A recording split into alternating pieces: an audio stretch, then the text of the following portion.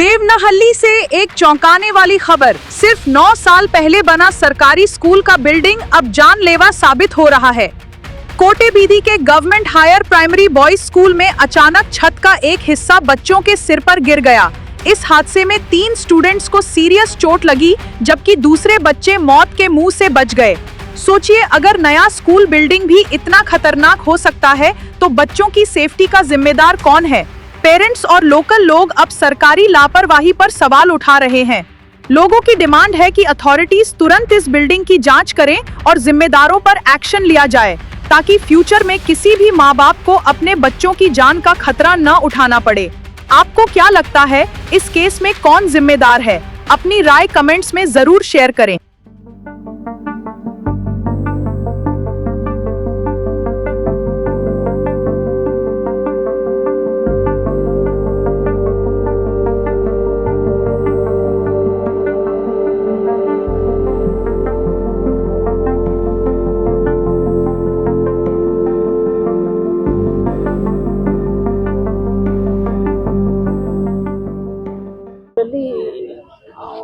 ಕಟ್ಟಡದ ಹೊರಭಾಗ ಇರುವಂತಹ ಕಿಟಕಿ ಸಜ್ಜ ಕುಸಿದು ಆಟ ಆಡುವಂಥ ಸಂದರ್ಭದಲ್ಲಿ ಮಕ್ಕಳಿಗೆ ಸ್ವಲ್ಪ ಹೇಟ್ ಆಗಿದೆ.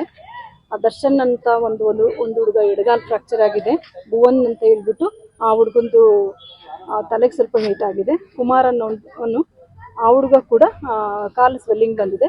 2 ಮಕ್ಕಳನ್ನ ಆಕಾಶ್ ಹಾಸ್ಪಿಟ್ಲಿಗೆ ಕಳಿಸಿದ್ದೀವಿ. ಇನ್ನು ಒಂದು ಮಗುನ ಕುಮಾರ್ ಅನ್ನೋವಂಥ ಹುಡುಗನ್ನು ಮತ್ತು ಭುವನ್ ಅನ್ನೋ ಹುಡುಗನ ಬೌರಿಗೆ ಕಳಿಸಿದ್ದೀವಿ. ಬೌರಿಗಿಂದ ಈಗ ಲೀಡರ್ ಎಷ್ಟು ಖರ್ಚಾದ್ರೂ ಪರವಾಗಿಲ್ಲ, ಹಾಸ್ಪಿಟ್ಲಿಗೆ ಕಳಿಸಿ ಅಂತ ಹೇಳ್ಬಿಟ್ಟು ಬೈಪಾಧ್ಯಕ್ಷ ಶಾಂತಕುಮಾರ್ ಸರ್ ಹೇಳಿರೋದ್ರಿಂದ ಹಾಸ್ಪಿಟ್ಲಿಗೆ ಕಳಿಸಲಾಗಿದೆ. ಮತ್ತು ಈ ಒಂದು ಹುಡುಗ ದರ್ಶನ್ ಅನ್ನುವಂತಹ ಹುಡುಗನ ಪೇರೆಂಟ್ಸ್ OPM ಮೇರೆಗೆ ಆಕಾಶ್ ಶಾಲೆಗೆ 2016 ಕಟ್ಟಿರುವಂಥ ಕಟ್ಟಡ. ಅದೇ ಟೆಕ್ನಿಕಲ್ ಆಗಿ ಇಂಜಿನಿಯರ್ಸ್ ಹೇಳ್ಬೇಕು, ಟೆಕ್ನಿಕಲ್ ಆಗಿ ಇಂಜಿನಿಯರ್ಸ್ ಹೇಳ್ಬೇಕು.